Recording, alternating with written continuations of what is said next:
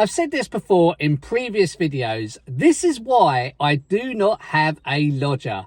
What would you do if you had no choice but to find a lodger and then they wreaked havoc in your life? Well, this is what the new Channel 5 drama, The Cuckoo, is about. But is it worth the watch? Or will it just drive you cuckoo?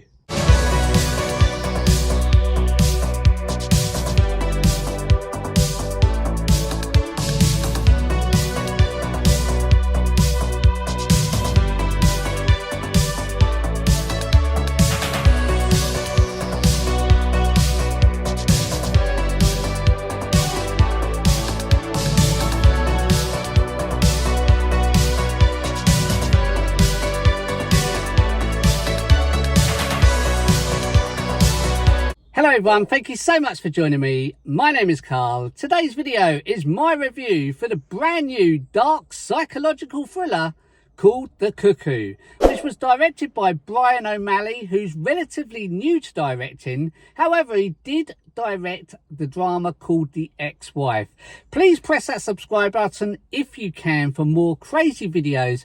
Also get involved in the comments down below. I'd like to know for this video, have you seen The Cuckoo yet? If so, what's your own thoughts on this one? Thank you. The story follows a woman called Sian, played by Jill Halfpenny, who moves in with a married couple, Nick, played by Lee Ingleby, who you probably recognise from the A-Word drama, and Jessica, played by Claire Goose, and then turns their happy family with their daughter upside down. Hi, I've come about the room. Oh, it's gorgeous.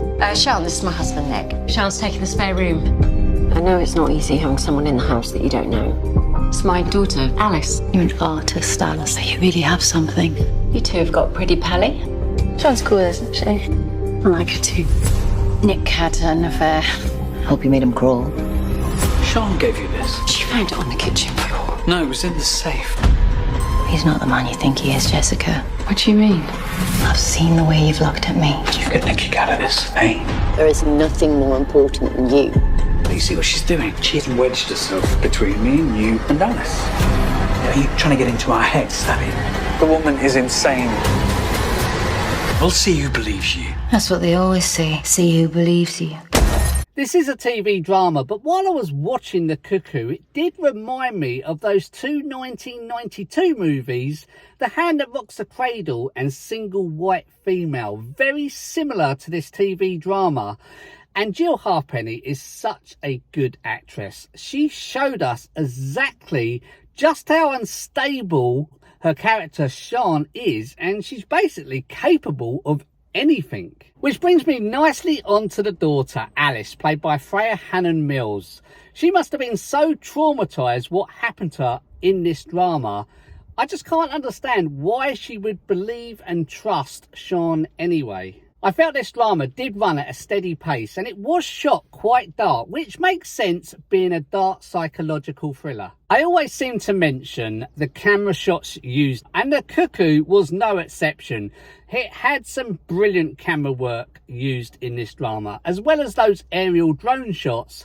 We had a camera in a room, or a cupboard rather, looking out through the cupboard gap at our two main characters. I also did spot a particular scene where Sian is at the bedroom door talking to Alice, who is on the bed, but you cannot see Alice unless you look in the mirror in the same shot. That was a good way of focusing on two main characters at the same time, with having two main characters in focus, but obviously one was through the mirror as the reflection. And what I'm trying to say is Sian was at the door here, Alice was in the bed, but you could not see Alice unless you looked in the mirror, which was here.